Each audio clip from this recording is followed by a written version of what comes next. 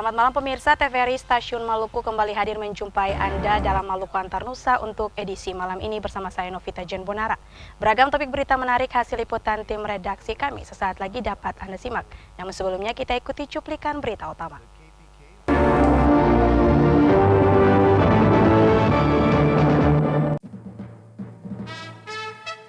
Awal tahun ini Polres Ambon tangkap 11 pengedar narkoba. Ornamen khas lampion warnai Imlek di Kota Ambon.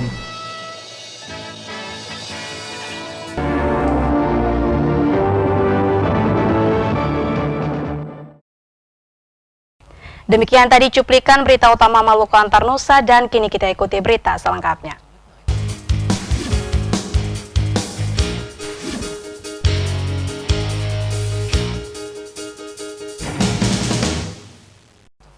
Polres Pulau Ambon dan Pulau-Pulau Lease menangkap 11 tersangka pengedar narkoba jenis sabu-sabu dan ganja di wilayah Kota Ambon selama bulan Januari dan awal Februari 2019. Mereka diduga merupakan bandar narkoba. Satuan Reserse Narkoba Polres Pulau Ambon dan Pulau-Pulau Lease mengungkap 10 kasus penyalahgunaan narkoba di wilayah Kota Ambon dengan 11 tersangka pengedar narkoba jenis sabu-sabu dan ganja. Pengungkapan kasus narkoba ini sejak awal Januari hingga awal Februari 2019.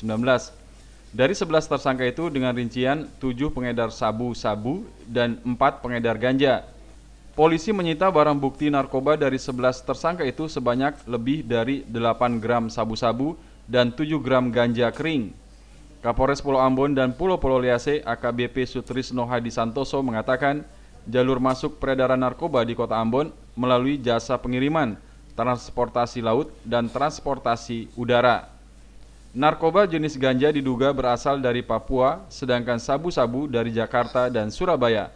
Untuk tahun 2019, selama bulan Januari sampai dengan minggu pertama Februari, sudah ada 10 kasus yang diungkap oleh Sat Narkoba Polres Ambon dengan jumlah tersangka 11 orang.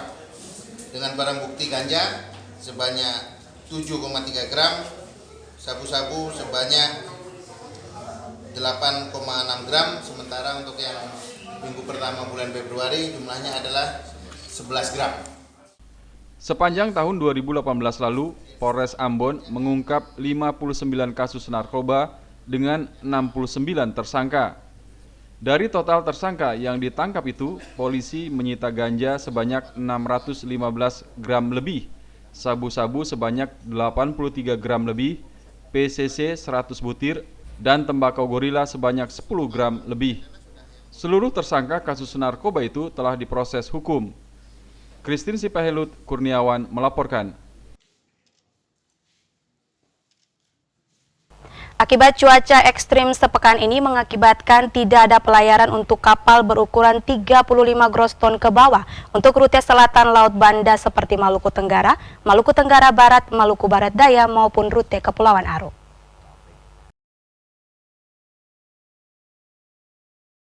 Berdasarkan rilis cuaca yang dikeluarkan BMKG terkait peringatan dini gelombang tinggi selama beberapa hari belakangan ini, Kantor Kesah Bandaran dan Otoritas Pelabuhan Kelas 1 Ambon setiap harinya berkoordinasi dengan seluruh stakeholder di bidang pelayaran untuk menyampaikan data dan informasi tersebut. Akibat cuaca ekstrim selama lebih kurang sepekan ini, untuk kapal berukuran 35 GT ke bawah tidak diizinkan berlayar ke arah selatan Laut Banda, yakni untuk rute Maluku Tenggara, Maluku Tenggara Barat, Maluku Barat Daya, dan Kepulauan Aru. Sementara untuk kapal berukuran besar milik Pelni tetap beraktivitas seperti biasa. Akibat cuaca ekstrim tersebut, kapal Cantika Lestari 77 rute Ambon Maluku Barat Daya hingga kini belum diizinkan beroperasi. Seharusnya kapal tersebut beroperasi pada Senin pekan kemarin, namun hingga kini kapal itu belum beroperasi menunggu informasi cuaca membaik. Kepala Seksi Keselamatan Berlayar KSOP Kelas 1 Ambon, John Lee Penturi, menjelaskan pihak perusahaan pelayaran pun tidak mengajukan permohonan untuk berlayar ke arah selatan Laut Banda. Dan bila ada permohonan untuk beberapa rute tersebut akan dilakukan penundaan oleh KSOP Kelas 1 Ambon demi keselamatan pelayaran menyusul adanya peringatan dini gelombang tinggi dari BMKG. Untuk sementara penundaan itu orang lakukan untuk rute-rute Selatan Banda, terus rute Maluku Tenggara, MTB, MBD, karena orang juga via telepon koordinasi langsung dengan pelabuhan-pelabuhan terkait, dan memang via telepon realnya datanya di sana juga mereka sampaikan bahwa cuaca memang ekstrim, sekitar 2 sampai mendekati 3 meter. Untuk normatifnya 1,5 sampai sekarang dalam 1 minggu. Kadang-kadang angin pengaruh bisa berubah 2 meter. Tiap hari kita koordinasi. Sementara untuk rute Buru dan bagian utara Maluku, sejauh ini BMKG menyatakan tinggi gelombang masih aman dan pelayaran pun tetap beraktivitas seperti biasa. Sampai hari ini BMKG masih mengeluarkan peringatan dini gelombang tinggi berlaku 4 Februari hingga 7 Februari 2019. Tinggi gelombang 1,25 meter sampai 2,5 meter berpeluang terjadi di Laut Banda bagian selatan, perairan Kepulauan Kei, Kepulauan Aru, Kepulauan Sermata Leti, Kepulauan Babar, dan Kepulauan Tanimbar. Sedangkan tinggi gelombang 2,5 meter hingga 4 meter berpeluang terjadi di Laut Arafura. Christine Sipahelut Kurniawan melaporkan.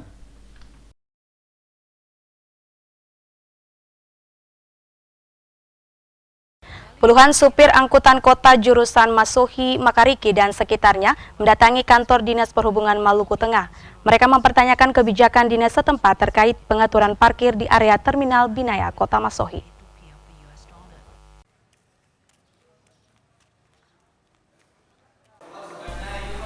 Kurangnya pendapatan, puluhan supir angkut kota jurusan Masohi, Makariki pekan lalu mendatangi kantor Dinas Perhubungan setempat. Mereka menghendaki aturan yang ditetapkan Dinas Perhubungan yang melarang mereka mengambil penumpang di luar terminal, tepatnya di depan Pasar Binaya Kota Masohi, dicabut karena mengakibatkan pendapatan mereka menurun. Lani, salah seorang supir angkot, mengaku terbatasnya penumpang menyebabkan mereka sering parkir menunggu penumpang di seputar Pasar Binaya Kota Masohi. Menurut mereka, para penumpang sangat jarang masuk ke terminal. Minta secara hati nurani dari perhubungan agar katong juga mencari bisa menjamin katong punya kehidupan sehari-hari. Nah, kalau seandainya katong masuk di terminal itu penumpang untuk angkutan Makariki itu terbatas untuk katong mau tunggu penumpang yang ada di pinggir toko buton yang berjual di situ. Karena penumpang Haruru Waipo Makariki ini yang datang beli ikan itu mereka tidak lari ke terminal. PLT Kepala Bagian Lalu Lintas dan Angkutan Umum Kabupaten Maluku Tengah, Ayudi Tuasikal, menyebutkan aturan parkir bagi angkutan kota telah diberlakukan 19 Januari lalu. Untuk itu diwajibkan para pengemudi angkot dapat mematuhi aturan tersebut. Dengan demikian dapat mengurangi kemacetan serta arus lalu lintas menjadi tertib dan lancar. Dengan berbagai pertimbangan, Dinas Perhubungan setempat memberikan kelonggaran selama jangka waktu 3 bulan bagi mobil angkutan umum untuk parkir di depan Pasar Binaya. Itu pun secara bergiliran, sementara mobil yang lain menunggu di Terminal Binaya Kota Masohi. Yang gilirannya itu keluar, tapi yang lain-lainnya itu kembali ke terminal. Itu uji coba selama berapa lama? Itu uji coba selama 3 bulan, nanti dievaluasi kembali pada bulan Mei. Setelah itu kalau ada yang melanggar, ada sanksi? Kalau memang melanggar itu kita kembalikan sesuai dengan ketentuan. Dari Masohi, Maluku Tengah, Fatah Hilasia melaporkan.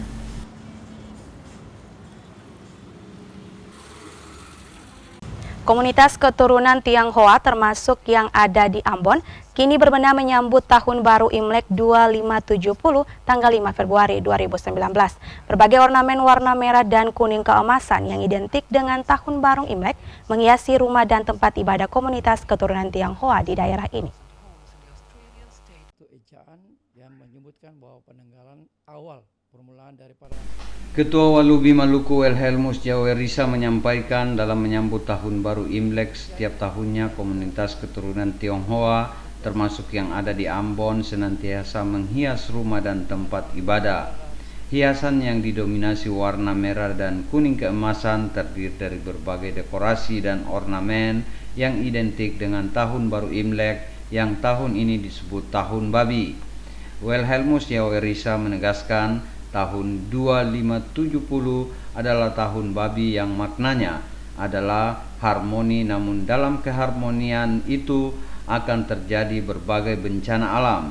Dirinya berharap agar komunitas keturunan Tionghoa menyambut tahun baru Imlek 2570 dengan kebersamaan, karena melalui filosofi itu semua yang bernyawa akan membawa kedamaian. Ketua Walubi Maluku Wilhelmus Yawerisa menguraikan makna tahun baru Imlek 2570 yang merupakan tahun babi itu dalam silaturahmi dengan aktivis perempuan Vidya Mayasari. Dijelaskan, di Indonesia kebebasan beragama dijamin oleh negara, termasuk di dalamnya agama yang dianut komunitas keturunan Tionghoa. Tahun baru Imlek yang dirayakan komunitas Tionghoa adalah budaya dan bukan agama. Melalui perayaan tahun baru Imlek, dirinya berharap senantiasa terjalin kebersamaan dalam kehidupan bermasyarakat. Tema dengan merayakan Imlek 2570 tahun 2019, kita rajut terus kebersamaan. Intinya, hidup adalah tidak dapat disebut dengan satu, tapi harus dalam kebersamaan. Entah siapapun dia, entah dimanapun, tentu harus dalam kebersamaan. Contoh, tidak ada tanah, tidak timbul pepohonan, tidak ada air, tidak berkembangnya pepohonan, tidak ada angin, pohon pun tidak akan subur. Tidak ada api pun tidak ada yang dapat dimanfaatkan. Itulah salah satu ciri-ciri alam yang dalam kebersamaan.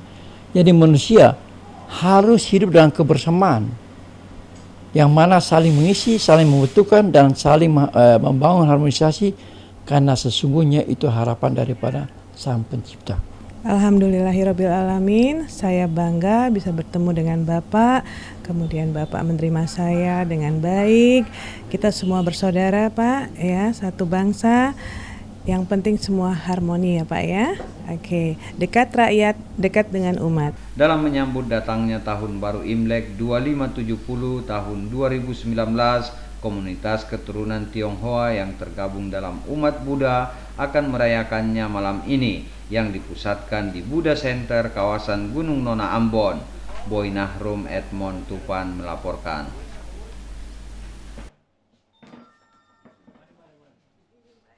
Pemirsa, perayaan Imlek selalu identik dengan dekorasi bernuansa merah dan emas. Selain menambah kemeriahan perayaan Imlek, kedua warna ini juga memiliki makna tersendiri.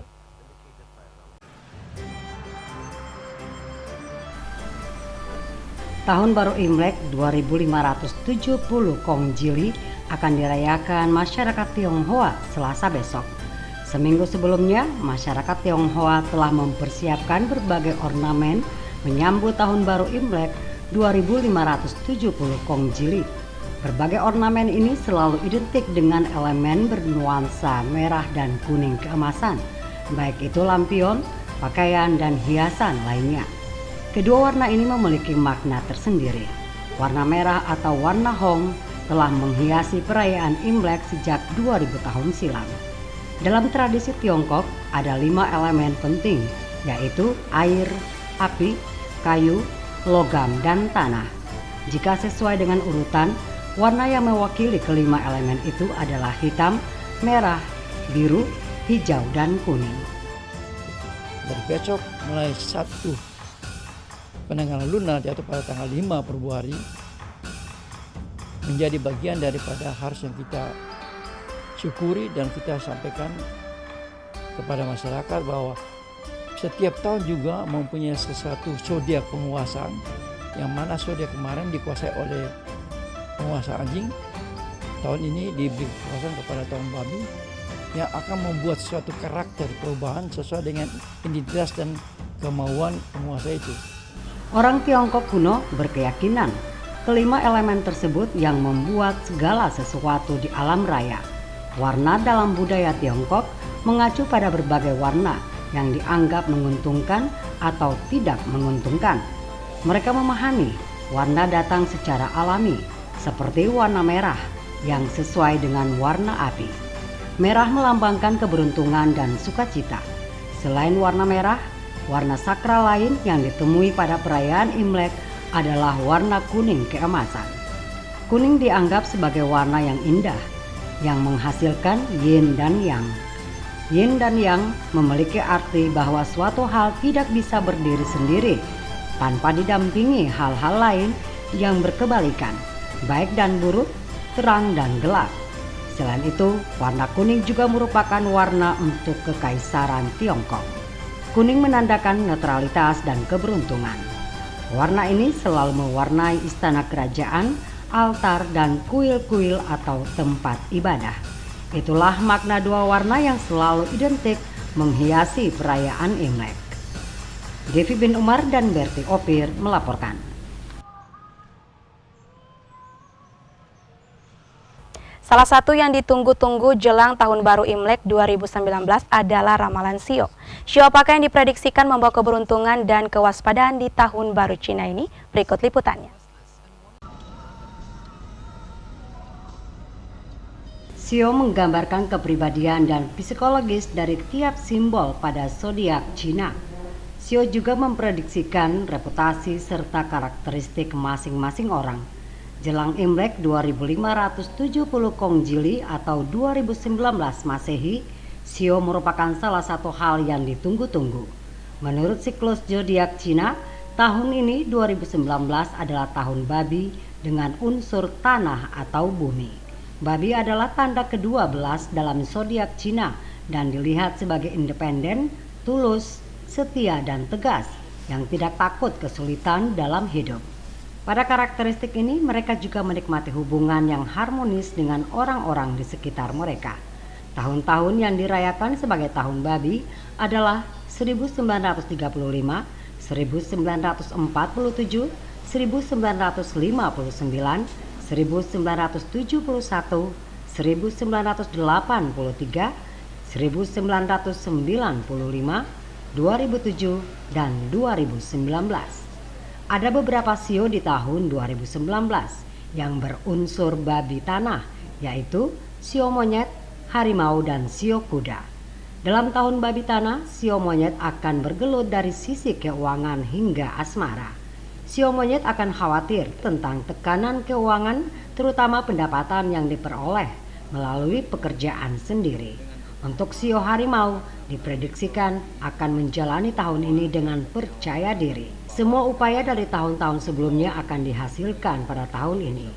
Sementara sio harimau juga memiliki potensi yang lebih produktif daripada tahun lalu.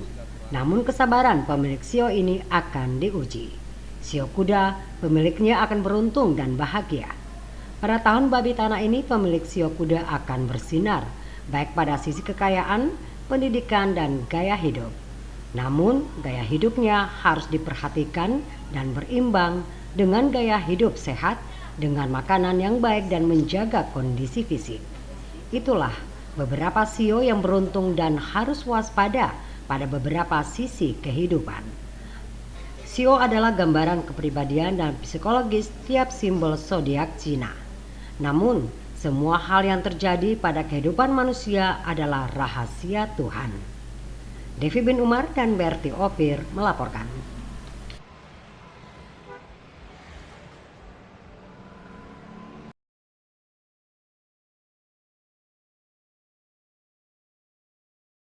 Semarak Imlek mulai terasa di Kota Ambon.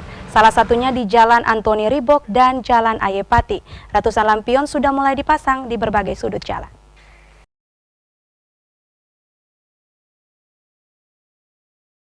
Semarak Imlek mulai terasa di ruas-ruas jalan di Kota Ambon, tepatnya di depan Gereja Hok Im Tong di Jalan Antoni Ribok, Kelurahan Honipopu.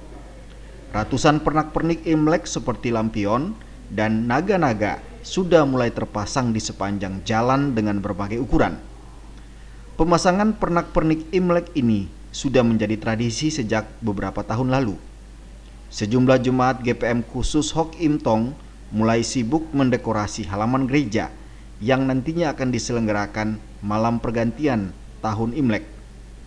Ketua Majelis Jemaat GPM khusus Hok Im Tong, Pendeta Elisa Ma'anari menyebutkan, sebagian besar jemaatnya berketurunan Tionghoa Perayaan Imlek yang dirayakan merupakan budaya, namun sesungguhnya anggota jemaatnya mengimani Yesus Kristus sebagai juru selamat.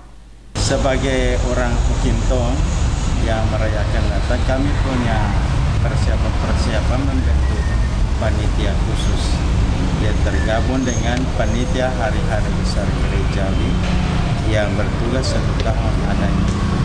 Dan besok ini sebentar dan besok ini mereka sekaligus menggelar perayaan Imlek yang menjadi sebuah kegiatan yang inti dalam budaya Tionghoa. Dalam kepercayaan orang Tionghoa bahwa Imlek itu adalah sebuah kemenangan.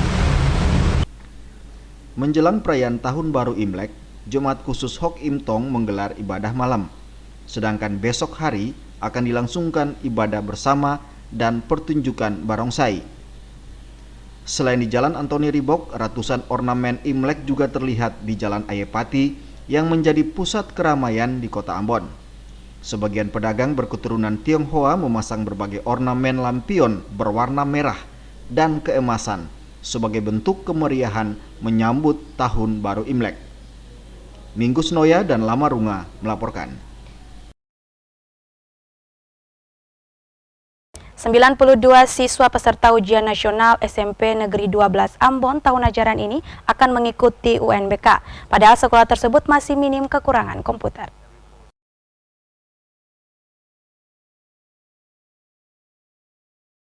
Pelaksanaan ujian nasional berbasis komputer UNBK tingkat SMP sederajat rencananya akan digelar April mendatang. Sejumlah persiapan dilakukan termasuk simulasi. Simulasi dilakukan bagi peserta UNBK agar semua pihak terutama siswa dapat memahami proses UNBK. Pelaksanaan simulasi siswa SMP Negeri 12 Ambon pagi tadi dilakukan di SMA Negeri 5 Ambon Lateri. Simulasi persiapan UNBK dilakukan di SMA Negeri 5 karena SMP Negeri 12 Ambon tidak memiliki sarana penunjang seperti komputer yang memadai. 92 peserta simulasi ditempatkan pada 3 ruang laboratorium. Ketiga ruang itu pula yang akan digunakan para siswa untuk ujian April mendatang. Terobosan yang dilakukan Kepala SMP Negeri 12 Ambon, Sarce Sapulete dengan SMA Negeri 5 Ambon menjadikan siswa SMP Negeri 12 tahun ini dapat mengikuti ujian nasional berbasis komputer walaupun memiliki keterbatasan. Sudah dikoordinasikan dan memang seluruh SMP yang ada di Kota Ambon ini wajib mengikuti ujian nasional berbasis komputer, maka kita diberikan kesempatan untuk mengikuti ujian berbasis komputer dan kita tuk pada SMA 5. Itu juga mendapatkan surat dari Dinas Pendidikan Kota untuk diteruskan ke SMA 5, mohon kesediaan untuk menerima kami mengikuti ujian nasional di SMA 5. Kepala SMA Negeri 5 Ambon Sarah Sangaji menuturkan sarana komputer yang dimiliki sekolah tersebut sebanyak 100 unit. Jika dibandingkan dengan jumlah peserta UNBK SMP Negeri 12 Ambon yang jumlahnya 92 siswa, maka pelaksanaan UNBK bagi SMP Negeri 12 Ambon akan berlangsung 1 shift. Dengan kondisi SMP 12, maka kami mengkomunikasikan untuk SMP Negeri 12 Ambon itu bisa menggunakan sarana dan prasarana laboratorium komputer kami yang tersedia di sekolah. Nah, komunikasi itu kami jalin karena memang selama ini hubungan kerja sama kami telah kami bangun selama penerimaan siswa baru, sehingga hubungan itu boleh kita tingkatkan dalam kegiatan-kegiatan yang lain, dan salah satunya adalah ujian nasional berbasis komputer. Tahun ini semua peserta ujian nasional SMA, SMK, Madrasah Aliyah, serta SMP dan sederajat harus melaksanakan UNBK kecuali lokasi di sekolah itu belum teraliri aliran listrik. Rahmalatu Konsina dan Hamja Tomia melaporkan.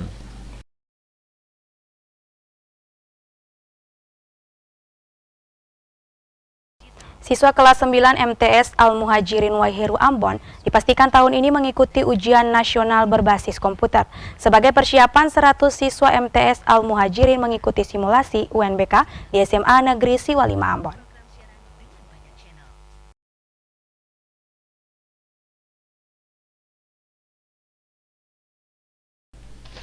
Kepala MTS Al-Muhajirin Waiheru Ambon, Rudiman Tewe mengatakan, tahun ajaran 2018-2019, siswanya akan mengikuti ujian nasional berbasis komputer. Untuk itu, berbagai persiapan dilakukan para guru MTS Al-Muhajirin kepada siswa mereka. Di antaranya, siswa diwajibkan mengikuti bimbingan belajar di sekolah serta simulasi UNBK di SMA Negeri Siwa 5 Ambon. Penggunaan komputer milik SMA Siwa 5 dikarenakan di MTS Al-Muhajirin belum tersedia fasilitas serupa. Pelaksanaan simulasi bagi siswa MTS dilakukan dalam 3 sesi dengan pengawasan operator dari SMA Siwa 5. Para siswa itu akan mengikuti ujian di SMA Siwa 5 Ambon dengan memanfaatkan komputer milik sekolah itu. Ya, Alhamdulillah untuk MTS Al-Muhajirin Waiheru Ambon, kami berupaya untuk melakukan UNBK. Ya, iya. Sarana dan prasarananya? Sarana sama sekali belum ada, tapi kami berupaya bagaimana caranya supaya bisa terlaksananya UNBK, sehingga kami mencari solusi, kami berkomunikasi dengan Kepala SMA Siwa 5 supaya bisa menerima kami di sini untuk UNBK. Alhamdulillah dari tanggapan Kepala Siwa 5 beserta Dinas Provinsi Pendidikan Provinsi Maluku, mereka siap untuk menerima kami. Menurut Rudiman Tewe, pihaknya akan berupaya agar tahun 2020 UNBK dapat berlangsung di sekolah sendiri. Untuk itu, dirinya bersama para guru telah berkoordinasi dengan orang tua murid serta pimpinan yayasan guna menyiapkan fasilitas komputer. Harapannya kesulitan fasilitas pendukung berupa laboratorium komputer dan IPA mendapat perhatian dari pemerintah. Rahmalatu Konsina dan Hamjatomia melaporkan. Wakil Ketua Komisi 1 DPRD Kota Ambon, Rafiq Afifuddin menyebutkan, rencana penerapan Perda rokok bukan secara substantif melarang orang untuk merokok, namun penerapan ini dilakukan guna membatasi ruang-ruang publik terhadap asap rokok. Komisi 1 DPRD Kota Ambon mengapresiasi penerapan Perda kawasan tanpa rokok yang diterapkan Kota Depok, Jawa Barat. Banyak hal yang dapat dipelajari komisi terkait penerapan Perda tersebut yang nantinya dapat diberlakukan di Kota Ambon. Wakil Ketua Komisi 1 DPRD Kota Ambon, Rafiq Afifuddin menyebutkan banyak hal yang telah menjadi masukan bagi komisi untuk nantinya dibicarakan ke depan. Menurutnya, pemberlakuan Perda kawasan tanpa rokok tidak secara substantif melarang orang untuk merokok, namun penerapan ini dilakukan guna membatasi ruang-ruang publik terhadap asap rokok. Hal ini mengingat asap rokok tidak hanya berdampak bagi perokok, namun juga bagi mereka yang terpapar asap rokok tersebut. Afifuddin mengakui penerapan Perda rokok ke depan mesti dikaji secara baik. Hal ini mengingat pendapatan dari iklan rokok untuk Kota Ambon juga cukup besar. Perda rokok itu bukan secara substansi, bukan melarang orang merokok, tapi membatasi ruang-ruang publik dari asap rokok. Nah, ada persoalan yang juga harus kita bicarakan adalah ketika dia masuk sampai ke tingkat tidak diperbolehkan untuk memasang iklan-iklan rokok. Sementara sumber pendapatan kita juga kan ada di iklan, reklame kan juga besar gitu. Nah itu nanti juga dibicarakan lah. Nah, kan ada juga kalau di sini kan sudah sangat radikal gitu. Maksudnya sampai ke tingkat iklan rokok pun tidak boleh. Gitu ya. Kepala Bidang Kesehatan Masyarakat Dinas Kesehatan Kota Depok, Dr. Mai Haryanti menyatakan Perda kawasan tanpa rokok mengajak masyarakat untuk memulai hidup secara bersih dan sehat. Untuk itu melalui Perda ini dapat dipelajari secara baik untuk diberlakukan di Kota Ambon. Selain adanya Perda SKD juga kami punya Perda kawasan tanpa rokok yang mungkin tadi di Kota Ambon belum ada, kira-kira mungkin bisa diberikan karena memang dengan adanya rokok ini membuat masyarakat menjadi lebih hati-hati dalam melakukan perilaku hidup bersih dan sehat. Demikian. Beberapa waktu lalu, pemerintah Kota Ambon bersama LSM dan masyarakat mengkampanyekan Ambon terbebas dari asap rokok. Slogan yang ditampilkan dalam kampanye tersebut yaitu Ambon #Semau Rokok. Hal tersebut merupakan bagian dari upaya pemerintah melalui gerakan masyarakat hidup sehat Germas. Melkilatus Saule Sarles Polaman melaporkan.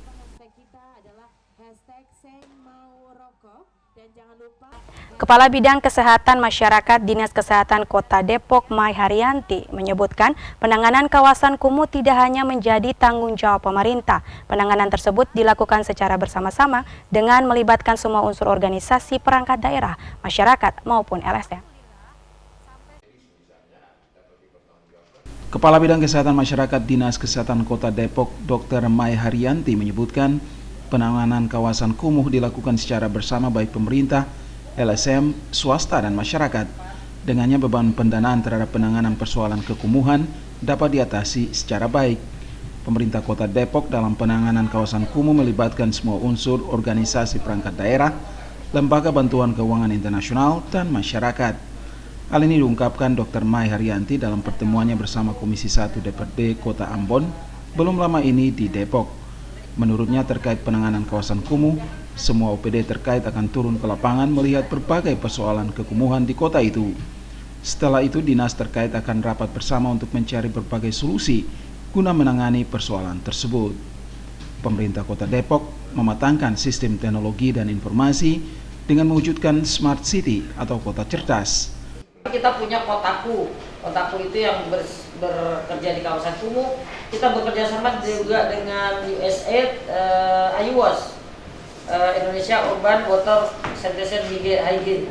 Itu bersama mereka memberikan anggaran juga untuk kita memberikan stimulasi dan juga kita melakukan penyuluhan ke bawah, Pak, untuk kasus seperti ini. Juga kita ada P2WKSS ya Pak, mungkin sama ya, P2WKSS yang pemberdayaan dan wanita yang kumuh. Semua harus turun ke sana, seluruh OPD. Ini sekarang juga lagi rapat pagi ini. Apa yang bisa dibenahi di tempat itu? Termasuk Bank Jabar juga memberikan, kemudian chat, ada juga chat yang memberikan viral, mungkin Bapak bisa buka Depok, di situ ada di chat, dibuat 3 dimensi atau apa, nanti di situ diviralkan. Nah, itu menjadi masukan buat kita semua. Jadi kawasan kumuh itu dirubah menjadi tidak kumuh, Pak. Melalui konsep ini, pelayanan Kota Depok terkhusus kesehatan dilakukan secara terintegrasi. Melkilatus Saule melaporkan. Forum Kemitraan Polisi dan Masyarakat Negeri EMA melakukan pemberdayaan pemuda setempat melalui pengelolaan sampah plastik. Program pemberdayaan dan pelestarian lingkungan hidup tersebut mendapat dukungan dari Majelis Jemaat Negeri EMA. Kebersihan lingkungan merupakan program pengembangan karakter Forum Kemitraan Polisi dan Masyarakat Negeri EMA Kecamatan Le Timur Selatan, Kota Ambon. Setiap pagi, warga membersihkan lingkungan mereka dari berbagai sampah. Jika biasanya sampah dibakar atau dikumpulkan di suatu tempat, kini melalui program FKPM, sampah yang ada dipisah sesuai jenis. Khusus sampah plastik dipisahkan tersendiri karena akan diolah oleh FKPM. Sampah yang bukan plastik dikumpulkan di sebuah tempat penampungan sebelum dibawa ke IPST Amaori. Pengelolaan sampah plastik di negeri EMA berlangsung belum lama. Hasil produksi kelompok pemuda yang tergabung dalam FKPM negeri EMA baru sebatas biji plastik. Mereka menggunakan 1 unit alat pencacah bantuan warga Belanda keturunan negeri EMA. Pembina FKPM negeri EMA Brigpol Royknes Soplanit mengatakan rencananya biji plastik tersebut akan diolah menjadi peralatan dapur. Pengelolaan sampah plastik ini bagian dari program pemberdayaan masyarakat. Jika program ini berhasil, maka dengan sendirinya sampah plastik akan menjadi berkah bagi warga EMA. Semua sampah plastik, limbah-limbah produksi maupun limbah masyarakat yang menyangkut sampah plastik, kami kumpulkan semua.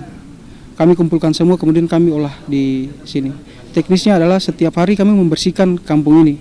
Kami membersihkan kampung dan mengumpulkan sampah-sampah itu dan dikelola di sini. Kami juga sudah membangun kita membangun satu disiplin masyarakat ketika harus membuang sampah plastik, buang pada tempatnya dan nanti kami yang mengumpul sampah itu. Majelis Jemaat Negeri EMA mendukung kegiatan FKPM. Beberapa kegiatan FKPM sama atau mirip dengan keputusan dalam sidang Jemaat Negeri EMA tahun lalu, antara lain pemberdayaan ekonomi umat dan kepedulian terhadap lingkungan hidup. Menurut Ketua Majelis Jemaat EMA, Pendeta Deki Sapulete, pengelolaan sampah plastik yang dilakukan FKPM dapat berdampak positif bagi kelestarian lingkungan hidup dan pendapatan masyarakat. Mungkin dari kegiatan itu yang pertama, kita memperoleh kelestarian lingkungan dari sampah plastik, tapi dari situ juga mungkin tidak hanya dalam bentuk itu, tapi mungkin juga di situ kita memperoleh ya income dalam bentuk bagaimana untuk mengembangkan ekonomi umat ini. Dalam melaksanakan program kebersihan lingkungan, pengurus FKPM kesulitan angkutan sampah bukan plastik ke IPST Dusun Amaori. FKPM telah menyurati pemerintah Kota Ambon untuk menyediakan angkutan sampah, namun belum mendapatkan perhatian. Harapan FKPM Negeri EMA, pemerintah dapat menyediakan angkutan sampah bagi mereka. Hamzah Tomia dan Junaidi Asril melaporkan.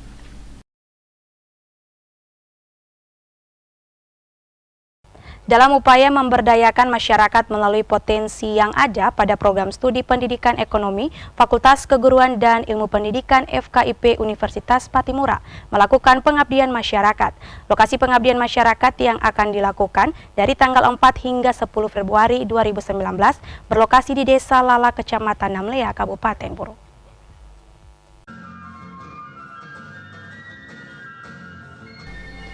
Pemberdayaan masyarakat melalui potensi yang ada akan dilakukan program studi pendidikan ekonomi Fakultas Keguruan dan Ilmu Pendidikan FKIP Universitas Patimura.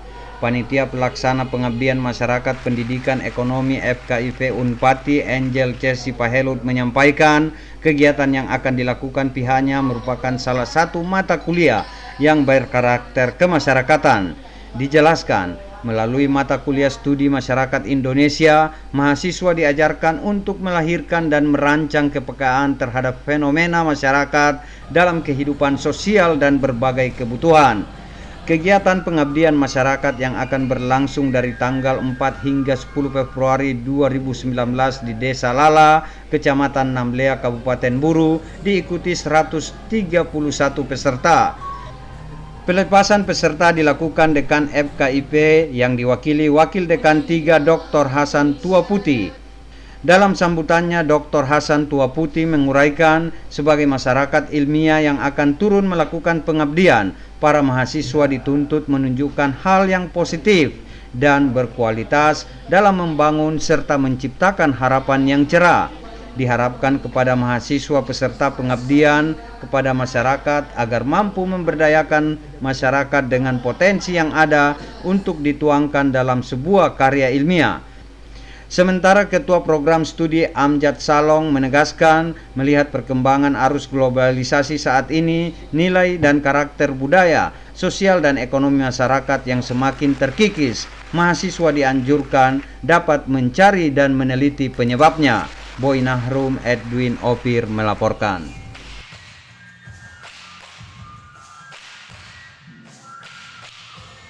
DPRD Maluku Tengah pekan lalu menggelar sidang paripurna istimewa pergantian antar waktu anggota DPRD dari fraksi Partai Nasdem.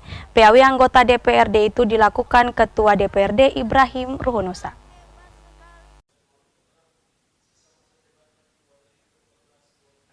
Bertempat di ruang paripurna DPRD Maluku Tengah, Ketua DPRD Maluku Tengah Ibrahim Ruhunusa melantik Irwan Hadiman dari Partai Nasdem sebagai anggota DPRD Maluku Tengah sisa masa jabatan 2014-2019. Irwan Hamidan menggantikan Nasaruddin Pelu yang telah diberhentikan dari anggota DPRD Partai Nasdem dan pindah ke partai lain. Pengambilan sumpah jabatan anggota DPRD hasil PAW itu berdasarkan keputusan Gubernur Maluku tanggal 28 Januari 2019. Dalam amanatnya, Ketua DPRD Maluku Tengah Ibrahim Ruhunusa menyampaikan rasa terima kasih kepada Nasaruddin Pelu dalam tugas dan sumbangsi pikiran untuk pembangunan di Maluku Tengah. Ruhunusa juga mengharapkan kepada anggota DPRD yang dilantik dalam sisa jabatan beberapa bulan ke depan agar mampu bersinergi dalam tugas dan tanggung jawab memberi ide serta gagasan yang membangun demi kemajuan Kabupaten Maluku Tengah. Bupati Maluku Tengah Tuasikal Abua dalam sambutan tertulis yang dibacakan PLT Sekda Maluku Tengah Rakib Saubawa berharap sebagai lembaga legislatif DPRD Maluku Tengah terus bersama pemerintah dalam penyelenggaraan tugas serta menjalankan pembangunan hingga ke pelosok. PAW yang dilaksanakan turut disaksikan unsur TNI Polri, anggota DPRD, serta sejumlah pimpinan OPD di lingkup pemerintah Kabupaten Maluku Tengah. Dari Masohi Maluku Tengah, Fatah Hilasia melaporkan. 5 jabatan di jajaran Polres Pulau Ambon dan Pulau-Pulau Lease diserah terimakan. 4 diantaranya jabatan Kapolsek dan 1 Kepala Satuan Reskrim. Serah terima jabatan itu dipimpin Kapolres Ambon AKBP Sutrisno Hadi Santoso.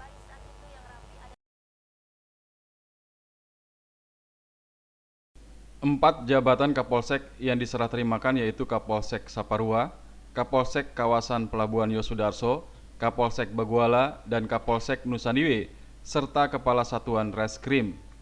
Kapolsek Saparua, Kompol Freddy Jamal digantikan AKP Roni Ferdi Manawan. Kapolsek Baguala yang sebelumnya dijabat AKP Vitalis Coleng digantikan AKP Tommy Siahaya. Kapolsek Kawasan Pelabuhan Yosudarso Ambon dari AKP Roni Ferdi Manawan digantikan AKP Teddy, dan Kapolsek Nusandiwe yang sebelumnya dijabat Ibtu Sali Lewerisa digantikan Ibtu Peter Freddy Matahelomual. Sedangkan Kasat Reskrim dari AKP Rival Effendi Adi Kusuma digantikan AKP Gilang Prasetya. Serah terima 5 jabatan itu dipimpin Kapolres Pulau Ambon dan Pulau-Pulau Lease AKBP Sutrisno Hadi Santoso di lapangan upacara Mapolres Ambon Senin pagi.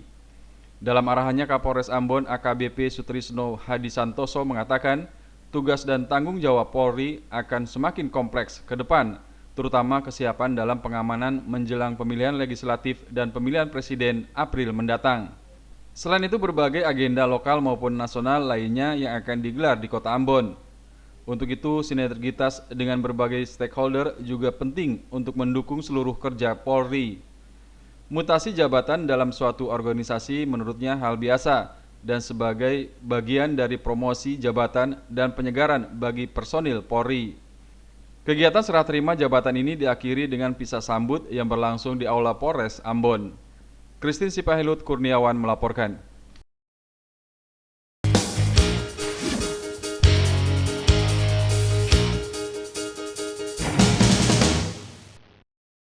Dan pemirsa, penyampaian berita tadi mengakhiri Maluku Antar Nusa untuk malam ini. Kami yang bertugas mengucapkan terima kasih atas perhatian dan kebersamaan Anda. Selamat malam dan sampai jumpa.